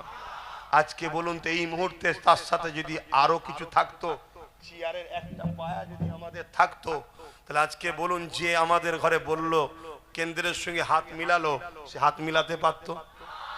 কেন এই চেয়ারে সে বসে আছে তো কি হয়েছে, তিনটে তার একটা আমার। আমি বলতাম ওঠো, পা খুলে নিতাম, সরকার পড়ে যেত। এইটাই তো আমি বারবার বুঝাচ্ছি আমার কমকে। কিন্তু দুঃখ লাগছে কি জানেন, খুব শিগগিরই দেখবেন এই জালিমরাই যখন কোনোভাবে দেখছে আর মুসলমানকে তো বোকা বানানো যাচ্ছে না, সব জেগে গেছে, ওরা নবী বংশের আওলাদ নওশাদের পিছনে চলে যাচ্ছে, তখন দেখবেন নতুন নতুন ছোট ছোট মুসলিম দল খুলে দেবে, দিয়ে আমাদের মধ্যে এক জায়গায় দিয়ে টুকরো টুকরো করে দেবে। তাহলে আপনাদের ঘরেও তো মজবুত হওয়া দরকার, যে এতদিন এই নতুন গুলো ছিলিস কোথায়, কি ভাবা দরকার আছে না নাই? হ্যাঁ, ভাবতে হবে, এটা প্ল্যান চলছে। আল্লাহর পাকের হুকুম একটু আগে থেকে অনেক কিছু, আল্লাহ সব কথা বলা যায় না, একটু কিছু কিছু ইশারায় বুঝে যায়, আর সেইগুলো দেখি পরিবর্তে যখন বলে ফেলি পরে হয়েও যায়। কিন্তু সবটাই কার হুকুমে হচ্ছে? আল্লাহর হুকুমে। কথা মনে থাকবে, এটা আমার কোনো কৃতিত্ব নয় ভাই, আমি ছোটখাটো মানুষ, গুনাহগার মানুষ, আপনাদের পীরের আওলাদ, আপনাদের পীর ভাই আপনি। তাই আপনাকে আমি বুঝাতে চাইছি, বাঁচাতে চাইছি। যে জায়গা দিয়ে সে আমাকে হত্যা করছে, যে পাওয়ার দিয়ে আমার দিনকে মিটাতে চাইছে, ওই পাওয়ার আমাকে দখল করতে হবে, নচেত বাপ আর ফিরিয়ে আনা সম্ভব নয়। রাস্তায় নামবেন, কেস দেবে, পিটবে, সব তাদের হাতে। কথা বুঝে আসছে? এগুলো মাথায় রাখুন। তাহলে অন্যায় দেখলে কি করতে হয়, সাহাবা হুজুররা শিখিয়েছে না শিখাইনি? এটা মাথায় রাখতে হবে। তো সেই সাহাবা হুজুর সিদ্দিক আকবরী ঘরের ছেলে, আজকে তারাও তো অন্যায় দেখলে লড়াই করবে, কি করবে না করবে না? তাই তো মসজিদকে বাঁচাবার জন্য আমার ছোট ভাই সুপ্রিম কোর্টে পর্যন্ত কেসও করেছে। অনেক হয়তো ভাবতে পারে যে আপনি বড় হয়ে ছোটর কথা বলছেন কেন, না ছোট বড়র ব্যাপার নয়। আমি যখন ওই কাজ করতে পারিনি, ও যখন করছে আমার উচিত ও সাথ দেওয়া। কেন আমি হুজুর মানুষ পাচ্ছি নি, ইনি ইমাম মানুষ পাচ্ছে না, উনি মৌলানা মানুষ পাচ্ছে না, উনি মুদাররিস মানুষ পাচ্ছে না, কেউ যখন একজন মসজিদ বাঁচাবার চেষ্টা করছে, উচিত সবার তার পিছনে গিয়ে দাঁড়ানো। এই জন্য বুঝাচ্ছি। অসুবিধা হচ্ছে না? জলসাই বলছি বলে অসুবিধা হচ্ছে না? অসুবিধা হওয়ার ব্যাপার নেই তো। যদি রাজনীতির নেতারা রাজনীতি ছেড়ে দিয়ে ধর্ম মিটাতে নেমে যায়, তো ধর্মগুরুদের উচিত রাজনীতি দখল করার জন্য আগাতে হবে, ঠিক না বেটে? তখন তারা বলবে যে হুজুর মানুষ হিসাব কি করছিস রে বাবা, মৌলী সাহেব হিসাব কি করছিস? তখন আমরা বলবো তোরা তোদের কাজ কর, তাহলে আমরা আমাদের মসজিদে ফিরে যাই। কি প্রত্যেকটা মসজিদে উচিত এই অকাবলি আলোচনা করা দরকার, প্রত্যেকটা জলসায় অকাবলি আলোচনা করা দরকার, প্রত্যেকটা জায়গাতে আজকে আলোচনা করা দরকার যে এরা রাজনীতির নামে মানুষের রুজি রুটি, শিক্ষা, কর্মসংস্থান, দেশ কি করে নিরাপদে থাকবে, কি করে বারবার সন্ত্রাসরা এসে দেশে হামলা করছে, কেন দিল্লিতে এসে সন্ত্রাস হামলা করবে? তুমি কি ঘাস কাটছিলে নাকি? এর জবাবটা কে দেবে? এ বিষয়ে তোমার খেয়াল নেই কেন? আজকে আমার দেশ বন্যায় ডুবে যাচ্ছে, অবৈধ জায়গাতে কোটি কোটি টাকার বিল্ডিং নির্মাণ হয়ে যাচ্ছে, সেগুলোকে ভাঙার বেলায় তোমাদের চিন্তা নয়, আমাদের কার্ডের পয়সায় তৈরি করো আমাদের জায়গার মসজিদ ভাঙতে চাইছো। এ থেকে বুঝা যায় তোমরা ক্ষমতার জোরে ইসলামকে মিটাতে চাইছো। তাহলে আমাদেরকে ক্ষমতা তৈরি করে তোমাদের ডিফেন্স করতে হবে, ঠিক না বেঠে? হাত তুলে বলুন, ঠিক না বেঠে? এটা আমি অন্যায় করছি? এখনো জাগো কম নাই, যে ক্ষমতাটা আল্লাহ এখনো রেখেছে হাতে ভোট দিয়া, ওটাও আল্লাহ এদের হাত দিয়ে কেড়ে। তুই তো কাজের নয়, তোর ব্রেন থাকা অবস্থিতি ব্রেন না খাটাছো, ব্রেন রেখে কি লাভ? ঠিক তো নাকি? এখনো সময় আছে, যদি না সময় মতো কাজ করো। সেই একটা জায়গায় প্রায় জায়গায় বলেছিলাম, ওই একটা ব্যাংক, ওই একদল লোক পিকনিক করতে গেছে, আর একটা ব্যাংক লাভ মেরে গিয়ে হাঁড়িতে পড়েছে, আর সবে চুলো ধরিয়েছে, তো ঠান্ডা পানি, কলের পানি, ফ্রেশ পানি, খুব ঘুরছে, বেশ ভালো লাগছে, তো আনন্দ করছে। কিছুক্ষণ পরে হাঁড়ি গরম হয়েছে, পানিটা গরম হচ্ছে, বলছে রে কি ব্যাপার, বলছি গরম গরম লাগছে কেন? তারপরেও দেখছে গায়ে তো মেনিয়ে নিচ্ছে, এখনো ঘুরছে। লাস্টে যখন খুব গরম আস্তে আস্তে বাড়ছে, তখন ও বুঝেছে পানি আমার নয়, কিন্তু চাইছে লাফিয়ে বেরোবার, আর লাফাতে পারছে না। কেন? ওই গরমে আস্তে আস্তে আস্তে শরীরে এনার্জিটাকে কেড়ে নিয়েছে। কাল তুমি চাইবে হয়তো লাভ মেরে বেরোবার, যদি এখনই তুমি লাভ না মারো আর বেরোতে, তোমার এনার্জি শেষ হয়ে যাবে। সময় থাকতে থাকতে কাজ করতে হয়। আমরা ছোটবেলায় শুনেছিলাম ওই কি বলে খাদ্য সংগ্রহ করতো পিপিলিকার একটা কি যেন বলে ফড়িং, হ্যাঁ খাদ্য সংগ্রহ করতো শীত আসার আগে, কেন সব গাছপালা সবই হয়ে যাবে আর বরফ পড়ে যাবে। ও ফড়িং কোনো গুরুত্ব দেয় না, ঘুরে ঘুরে ঘুরে ঘুরে ঘুরে বেড়াচ্ছিল, কিন্তু লাস্টে দেখা যাচ্ছে ফড়িং এক জায়গায় চিৎপাতে পড়ে আছে। তা সবকিছু টাইম আছে, ঠিক না বে ঠিক গো? টাইমটা বোঝো। একবার যদি কেউ তোমার সঙ্গে ধোকা দেয়, বিশ্বাসঘাতক করে, তাকে আর মাফ করতে নাই। আল্লাহ নবী বলেছে পাহাড় সরে গেছে বিশ্বাস করো, মানুষ পরিবর্তন হয়েছে সহজে বিশ্বাস করো না। একটু দেখো, কথা বুঝে আসছে? একটু বুঝে বুঝে কাজ করো, বোঝার যদি হয় বোঝো। আসেন বাপেরা, যে কথা বলছিলাম, ইসলামের যুগে যুগে হামলা হয়েছে ইসলামের ওপরে, যুগে যুগে আমার রাসূলুল্লাহ শানে গুস্তাখি হয়েছে, যুগে যুগে আল্লাহ বিদ্বেষী কথা হয়েছে, যুগে যুগে মাদ্রাসা মসজিদ গুলোকে ভাঙা হয়েছে। তাদের মধ্যে থেকে একটা হলো চেঙ্গিস খান, যে বাগদাদের উপরে হামলা করে দিয়েছিল, বাগদাদের মাদ্রাসা গুলোকে পুড়িয়ে দিয়েছিল, বাগদাদের লাইব্রেরি গুলোতে পুড়িয়ে দিয়ে হাজার লাখো কিতাবকে জ্বালিয়ে দিয়েছিল, বাগদাদের মুসলমানদেরকে কতল করেছিল, এত মার মেরেছিল। মুসলমানদের রক্তেতে দাজলা বলে একটা নদী আছে, ওই নদীর পানিটা লাল হয়ে গিয়েছিল। 1 লক্ষর উপরে উলামাদেরকে মেরেছিল। এ আমার ইমাম ভাইরা, এ আমার উলামা ভাইরা, মনে করছেন আমাকে তো বেশ মাইনে দিচ্ছে, আমাকে তো বেশ ভালোই সাথে রেখেছে। না না না, আপনাকে দিয়ে বাকিগুলোকে প্রথম মিটানো হবে, তারপরে আপনাকে মিটিয়ে দিয়ে হাতটা পরিষ্কার করে নেবে। কারণ ইতিহাসের পাতায় আমরা অনেক শিখেছি গো, যারাই আইএস তৈরি করেছিল, এমন করে রোমকে টুকরো, এমন করে তুরস্ককে রাশিয়াকে টুকরো করবে বলে কাজ মিটে যাবার পর তারাই হাতটা ছেড়ে নিয়েছিল। তারা তখন নিজেদের ঘরে আবার খাতারনাক আরো তৈরি করে ফেলেছিল। হে যুবকেরা, তরুণেরা, তাই বুঝিয়ে দিয়ে যাচ্ছি, পরিবর্তন হবেন কি না হবেন আপনার বিষয়। আমাকে আল্লাহ ডিউটি দিয়েছে, ডিউটিটা পালন করে যাচ্ছে, এখনো সময় রয়েছে। উলামা ভাইদেরকে বিশেষ করে বলে যাচ্ছি, সর্বপ্রথম জালিমদের টার্গেটের স্থান হলো আলেমদেরকে শেষ করে দেওয়া। কারণ এ জাতি কারো বাপের কথাই চলে না, কারো দাদার কথাই চলে না, এ জাতি যুগে যুগেই চলে। আল উলামা ওয়ারাসাতুল আম্বিয়া, নবীর ওয়ারিস আলেমদের কথাতে জাতি চলে। তাই উলামাদেরকে কতল করে দাও প্রথমে, তার মানে এদের নেতৃত্ব দিবার আর কেউ থাকবে না। তখন এই জাতি দিশেহারা হয়ে যাবে। দিশেহারা যখন হয়ে যাবে, দুজন বলবে ডান দিকে চলো, চারজন বলবে বাঁ দিকে চলো, সামনে বলবে 5 জন চলো, পিছনে বলবে 5 জন চলো। নিজেদের মধ্যে টুকরো টুকরো টুকরো টুকরো হয়ে যাবে, লাস্টে নিজেদের মধ্যে মতনৈক্য হয়ে মারপিট হয়ে যাবে। আর এই যদি সবার মাঝখানে একটা উলামা থাকে, বাবারা এই দিকে চলো, সবাই তার সাথ দেবে না, দেবে না? এজন্য প্রথম উলামাদেরকে মারবে। আমাদের ইমাম মলিশা আলেমগুলো, হুজুর সাহেবগুলো ভাবছে আমাদের অসুবিধে নেই, গাড়ি পেয়েছি, আলো পেয়েছি, নিউ টাউনে ঘর পেয়েছি, হুতা বাড়ি পেয়েছি, এখানে জায়গা পেয়েছি, আমরা কোনো টেনশনে নেই। কি গো, আমার অসুবিধা হচ্ছে নাকি? কি দিন এসে গেল।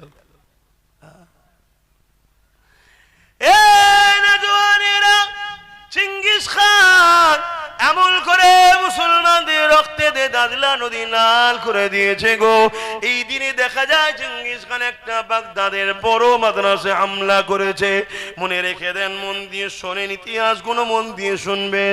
এমন করে 300 আলেমকে বন্দি করেছে। এত বড় মাদ্রাসা 300 আলেমকে বন্দি করে ওই 3টে কাতারে দলভুক্ত করেছে। 100 করে 3টে কাতারে ভাগ করেছে। আর ঘোড়ার ওপরে চেঙ্গিস খান রয়েছে, তার সৈন্যরা সব দাঁড়িয়ে দাঁড়িয়ে চেঙ্গিস খানকে পাহারা দিচ্ছে। এমন সময় চেঙ্গিস খান জাল্লাদকে হুকুম করে দিল, প্রথম কাতারের উলামাগুলোকে কতল করে দাও। দুনিয়া আমাদেরকে বহুত বার লুটেছে, দুনিয়া আমাদেরকে প্রচুর কতল করেছে, দুনিয়া আমাদেরকে প্রচুর মার মেরেছে, দুনিয়া আমাদের হাজারো মসজিদ ভেঙেছে, দুনিয়া আমাদের হাজারো মাদ্রাসা ভেঙেছে, দুনিয়া আমাদের লাখো বেটিদের ইজ্জত লুটেছে। এরপরও শোনো দুনিয়া, আমিনাল লালেরই দিন আজও জিন্দা এবং কিয়ামত পর্যন্তই থাকবে। জোরে বলুন সুবহানাল্লাহ। কিন্তু আমরা যতবার মার খেয়েছি, মনে রেখে দিও, আমাদেরকে সামনে থেকে কেউ মিটাতে পারেনি। ওই কাছের লোক পিছনে আঘাত করেছে, বন্ধু সেজে পিছনে আঘাত করেছে। দেখেন না, হঠাৎ করে এমন টাইমে আঘাত করলো যে সময়ে মানুষ এসআইআর নাগরিকত্ব থাকবে কি থাকবে না সেই নিয়ে পেরেশান। ঠিক সেই টাইমে পট করে দেখেন হাত তুলে দিল, দিচ্ছে না, দেয় কিভাবে ফাঁসালো দেখলে। এখন মানুষ কোন দিকটা যাবে, এটা ধরবে না ওটা ধরবে, দিশে হারা হয়ে গেছে।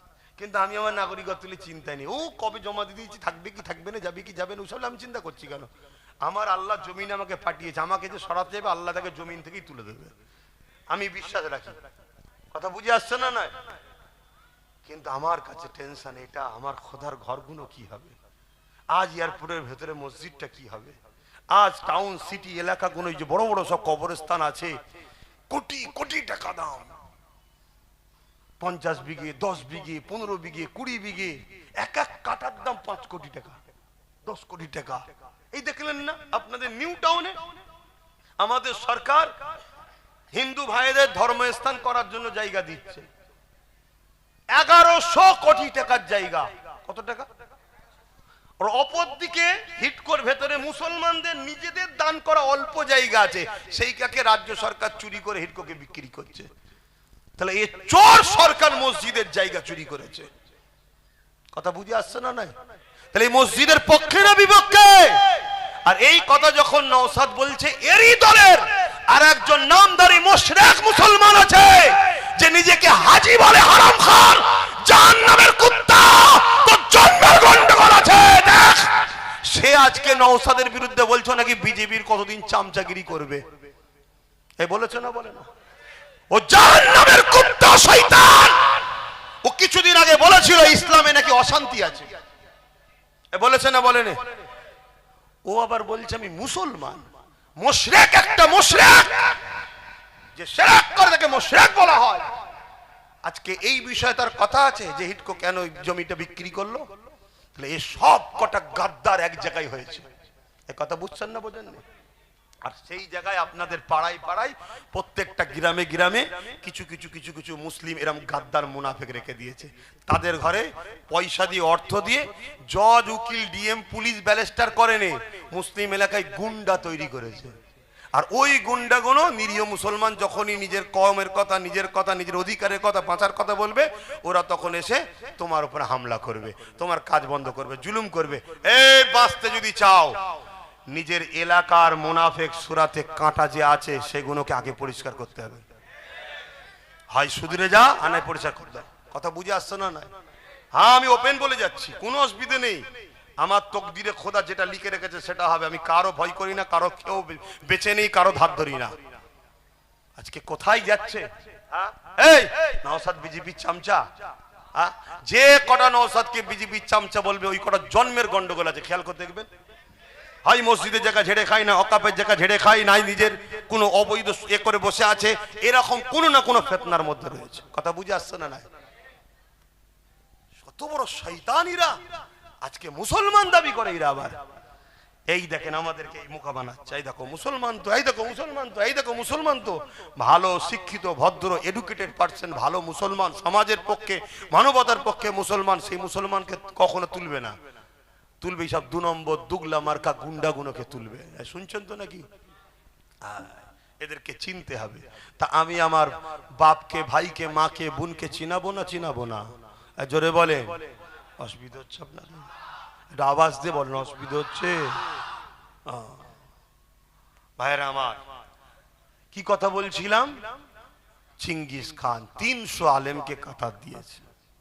100 করে 300 আলেমকে কাতার দিয়েছে। দিয়ে একটার পর একটা আলেমকে, প্রথম কাতারে 100 আলেমকে কতল করার হুমকি দিল। ওহ, একটার পর একটা ধারালো অস্ত্র চালাচ্ছে। ভাবো ভাবো, ধর থেকে কল্লাটা আলাদা হচ্ছে, ফিচকিরিতে রক্ত বেরোচ্ছে, চিঙ্গিস খান মজা নিচ্ছে কিভাবে আমাদেরকে মেরেছে। ইতিহাসের পাতায় একটা দেখাতে পারবে না ইসলাম কখনো কাউকে জুলুম করেছে। কথা বুঝে আসছে? রাজাই রাজাই লড়াই হয়, ওতে ইসলামের ব্যাপার নয় তো? এই রাজাই রাজাই লড়াই হলে ইসলামের ব্যাপার? হ্যাঁ, যখন কোনো মুসলমান ভালো কাজ করবে তখন সেটাকে প্রচার করবে না। কোন দলের গুন্ডা মার্কা মুসলমান যদি কোনো ভুল কাজ করে তখন সেটাকে হাইলাইট করবে, এই দেখো মুসলমান এই করেছে। কেন মুসলমান কি হলো? তো মুসলমান নয়, তো অমুক দলের লোক, অমুক দলের কথাই কাজ করেছে, ওটা তখন বলবে না। সেই ঘুরিয়ে আমাদেরকে ক্ষতি করো, ইসলামকে অপমান করো। তো ভাইয়েরা আমার, যুবক জাগো, যুবক ওঠো, ভাবো, বোঝো, বিরাট বড় ভয়ানক মেঘলা উঠেছে। সুধরে যাও যুবক, তোমার মাঝখানে আড্ডা দিবার জন্য তুমি আসনি, তুমি গান নিয়ে, মেলা নিয়ে, ফাংশন নিয়ে হই হই করার জন্য তুমি আসনি যুবক। ওই দিকে করতে গিয়ে তোমার কি হারাচ্ছে তুমি বুঝতে পারছো নি?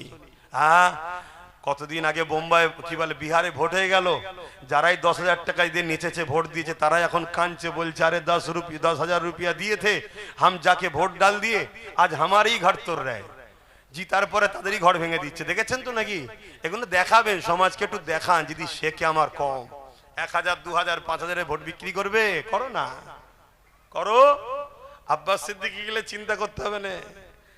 আব্বাস সিদ্দিকীর একটা আলাদা পাওয়ারের ব্যাপার আছে। কথা বুঝে আসছো তো নাকি?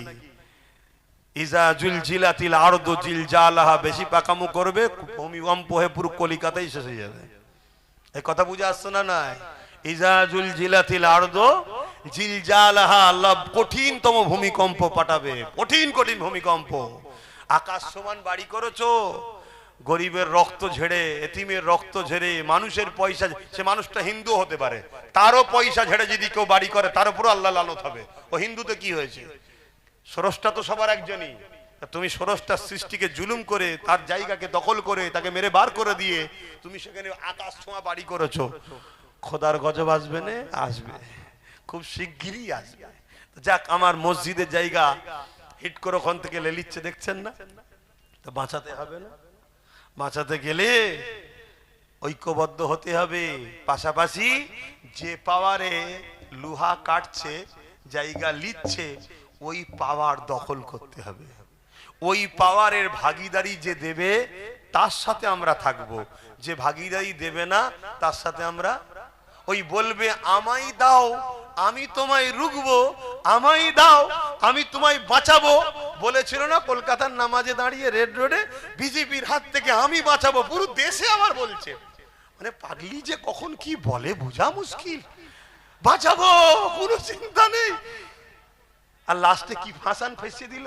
হ্যাঁ, হাসুনি, কোন গর্তেই পড়ে আছো বুঝতে পারছো নি? হাসি বেরোচ্ছে তোমাদের মুখ দিয়ে। হ্যাঁ, ওই রকম বললে হবে না। বাঁচাতে যদি সত্যিই চাও, আসো বন্ধুত্ব করি, একসাথে পার্টনারে লড়াই করব। তোমারও থাকবে অংশ, আমারও থাকবে অংশ। তুমি বেশি লাও না, আমাকে 10% দাও না।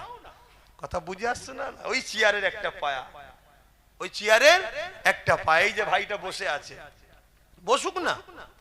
3টে পায়া ওনার থাক না, একটা আমাদের থাক। উনি যদি বসে বলে দিল্লি যা, বলবো ওঠ, পাটা খোল। পড়বে না? পড়বে না? হ্যাঁ, তো এই পাওয়ারটার দরকার আছে না? নাই, এইটাই আমি বুঝাচ্ছি। আসেন বাপ জানেরা, মায়েরা, বোনেরা, এ নবী পাকের প্রেমিকেরা, চেঙ্গিস খান একটার পর একটা আলেমকে হত্যা করার জন্য হুকুম দিল। প্রথম কাতারে 100 আলেম দাঁড়িয়েছিল, দ্বিতীয় কাতারে 100, তৃতীয় কাতারে 100, মোট 300 আলেমের মধ্যে প্রথম কাতারে আলেমকে হত্যা করার ইজাজত দিয়ে দিল। যখনই জাল্লাদ হত্যা করতে লেগেছে, একটার একটা উলামা ধরতে কল্লাখানা আলাদা হতে লেগেছে।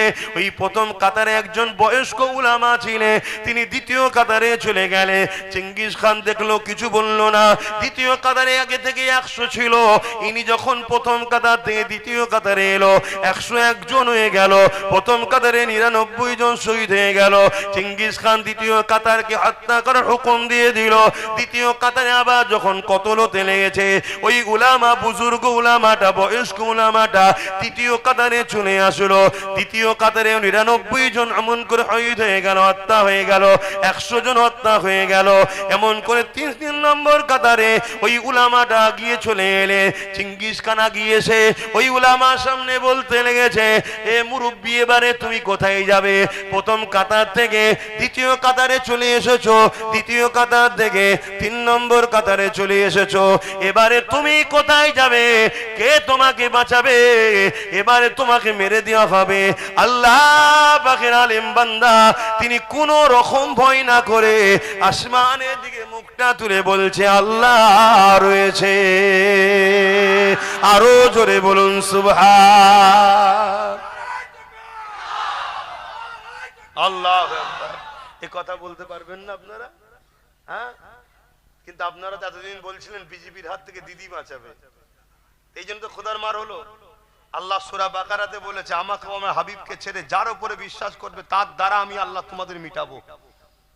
আজকে হলো না? হলো না? আমাদের তো সেই দিন ভেবে লিয়া দরকার ছিল, যেদিন বলেছিল কোরআন শেষ হবে আমার উন্নতি শেষ হবে না, সেদিন বুঝে লিয়া দরকার ছিল শয়তান আমাদের নয়। কিন্তু সেই দিনের পরেও যখন তুমি আমি তার সাথ দিলাম, তখন তো বুঝে লিয়া দরকার যে আল্লাহ এর হাতে আমাদেরকে মিটাবে, মিটাচ্ছে। ওবিসিটা শেষ, ওবিসি বোঝো, একটাও মুসলমান আর চাকরি আর ভালো জায়গায় পড়াশোনা করতে পারবে না। মুসলমানের ছেলেরা আর যা একটা দুটো ডাক্তার, উকিল, জজ, ডিএম হচ্ছিল, আর একটাও হবে না। তার 12টা বেজে দিয়েছে। খবরই হয়তো রাখো না। আর যখন আমি এই কথা বলবো, মনে রাখতে হওয়া স্বাভাবিক। একটু খোঁজ লাও, একটু খোঁজ লাও। আব্বাস যা বলছে একটু মিলাও, মিলিয়ে দেখো ভুল বলছি কি সত্য বলছি, একটু যাচাই বাছাও তো করো। যদি ডাইরেক্ট বিশ্বাস করতে নাও পারো, যাচাই বাছাই তো করো। যেই বললেন আল্লাহ আছে, চেঙ্গিস খান রেগে গেছে আল্লাহর নাম শুনে। চেঙ্গিস খান রেগে গেছে, রেগে গিয়ে জাল্লাদকে হুকুম করেছে, আগে এই বয়স্ক উলামাটাকে কতল কর। ব্যাস, চেঙ্গিস খানের মুখ দিয়ে যে এই হুকুমটা বেরিয়েছে, আমার আল্লাহর খেল শুরু হয়েছে। বলুন আল্লাহু আকবার। প্রথমে এটা দিল থেকে বলে নিন আল্লাহু আকবার। তার মানে আল্লাহ তিনি যিনি সব থেকে মহান। আছে তো নাকি আল্লাহ? সেই ক্ষমতা আছে তো? হ্যাঁ, আল্লাহু সাইয়্যুন কাদির, তিনি তো একমাত্র শক্তিমান। আল্লাহুস সামাদ, তিনি কারো মুখাপেক্ষী নয়, কোন দুর্বল তেনাকে স্পর্শ করতে পারে না। সুবহানাল্লাহ, আল্লাহ সেই পবিত্র সত্তা যে সমস্ত বুরাই, দুর্বল, কমজোর থেকে যিনি পাক পবিত্র। জোরে বলুন সুবহানাল্লাহ। ব্যাস, যেই কথা বলেছে চেঙ্গিস খান, আমার আল্লাহ পাকের খেল শুরু করে দিয়েছে। ইশারা হয়ে গেছে। আল্লাহর ইশারাতে গাছের পাতাও লড়ে, তাই তো নাকি? ঘোড়া লাপানো শুরু করেছে। এমন লাপান লাপাচ্ছে, ঘোড়াকে আর থামাতে পারছে না চেঙ্গিস খান, লাগাম ধরে কোনোভাবে পারছে না। ওই দৃশ্য দেখতে সব ব্যস্ত। চেঙ্গিস খান কতল না করে দাঁড়িয়ে গেছে। এবারে ঘোড়া ছুট দিয়েছে। ঘোড়া পিছনে, এবার তার যত সৈন্য সামন্ত ছিল, সর্দার রাজাকে, চেঙ্গিস খানকে বাঁচাবে বলে তারাও ছুটছে। জাল্লাদ অস্ত্র ফেলে দিয়ে ছুটছে। লাস্টে ঘোড়া ছুটছে, লাপাচ্ছে, ইদিক উদিক করছে। একটা সময় ডিসব্যালেন্স হয়ে চেঙ্গিস খান ঘোড়ার পিঠ থেকে পড়েছে, কিন্তু একটা পা ঘোড়ার পা রাখার পাদানিতে জড়িয়েছে, আর একটা পা ঘুরে পড়েছে। এই অবস্থায় চেঙ্গিস খানের কখনো পাহাড়ে পাথরে আঘাত দেয়, গাছে আঘাত দেয়, চেঙ্গিস খানকে ঘোড়া এইভাবে দোদগে দোদগে ছিন্ন বিচ্ছিন্ন করে। চেঙ্গিস খান যখন মরে জাহান্নামে ঢুকে গেছে, তারপরে ঘোড়া দাঁড়িয়েছে। বলুন আল্লাহু আকবার, বলুন আল্লাহু আকবার, বলুন আল্লাহু আকবার। জন্মিছি একদিন, মরবো একদিন। যেদিন আমার কপালে আছে সেদিন হব। ঘরে বিছানায় শুয়ে শুয়ে মরার থেকে আল্লাহর হয়ে মরিছি, এটা যদি প্রচার হয়, এটা যদি আল্লাহ কবুল করে, এর চেয়ে বড় সৌভাগ্যবান আর কি আছে? কিসের এত টেনশন, কিসের এত চিন্তা? গুলি দেখছো, বোম দেখছো, বন্দুক দেখছো, ও সব কিচ্ছু দেখে লাভ নেই। তোমার কাছে যদি ইমানের পাওয়ার থাকে, অর্থাৎ নবীর প্রেম ও আদব, তাহলে মনে রেখে দিও পারমাণবিক বোমাও তোমার কিছু করতে পারবে না। তার প্রমাণ একটা দিয়ে যাচ্ছি, গল্প বলছি না। ওই বাগদাদের জমিনে আমেরিকা হাজার হাজার মিসাইল ফেলেছিল, একটাও ফাটেনি। কেন? বাগদাদের বুকে নবীর প্রকৃত গোলাম 850 বছর আগে চলে গেছে, তো কি হয়েছে? আজও বাগদাদি আছে। বড় পীর আব্দুল কাদের জিলানী আল বাগদাদি আল হাসানি আল হুসাইনি, জোরে বলুন সুবহানাল্লাহ, তিনি রয়েছে। কথা মাথায় ঢুকছে? আল্লাহ দেখুন কি পাওয়ার দিয়েছে। নবীকে ভালোবাসেন, নবীকে প্যার করেন। আমি ব্যবসা করব, কারবার করব, রাজনীতি করব, সে তার কি ধর্ম আমি দেখবো না, আমি রাজনীতি করছি। সে জনগণ ও দেশের সেবক হবে, করো, ততক্ষণ পর্যন্ত যতক্ষণ সেনা তোমার দিনের বিরুদ্ধে যাবে। কথা মনে থাকবে। এখানেই কেউ বলেছিল মাদ্রাসায় জঙ্গি তৈরি হয়, আমরা উপযুক্ত তাকে জবাব দিয়েছি, আলহামদুলিল্লাহ, ভালো কথা, ঠিক, এটাই তো দরকার। তবেই তো জালিমরা বুঝবে যে মুসলমানদেরকে ঘর দিউনি, চাকরি দিউনি, জমি দিউনি, টাকা দিউনি, বাড়ি দিউনি, সব দিউনি, ভয় দেখিয়েছো বিজেপি, তাও সব ঠিক আছে, কিন্তু যখন ইসলামের ব্যাপার হবে তখন মুসলমান ফেরাউন, নমরুদ, আবুজিল, উদবা, সাইবা কাউকে ভয় করেনি। আজকের আমেরিকা হোক আর মোদি হোক, কাউকে ভয় আমরা করিনি। এটা প্রমাণ দেওয়া দরকার আছে না নাই? এটাই তো দরকার। আর যদি না হও, তুমি কোন জালিমের হাত থেকে তবুও লড়াই করে বাঁচতে পারবে, আল্লাহর আযাব থেকে বাঁচবে কি করে? কথা বুঝে আসছে? অসুবিধা হচ্ছে? ওরে বাবা, অনেক বেজে গেছে, অনেক বেজে গেছে, তো থাক, এই পর্যন্তই থাক। না, আমি একটু সালাম দেবো, তারা পরে একটা ছোট্ট কথা বলবো। আমি বলেছি টিএমসি কে ভোট দেওয়া হারাম, শুনেছেন আপনারা? শুনেছেন? আমি কিন্তু ওইটুকু কথা বলিনি, ওর পরে অনেক কথা আছে, ওর আগেও অনেক কথা আছে, মুনাফিকরা কেটেছে। এই পুরো বিষয়টা একটু খুলে বলতে চাইছি, আপনাদের শুনতে অসুবিধা আছে?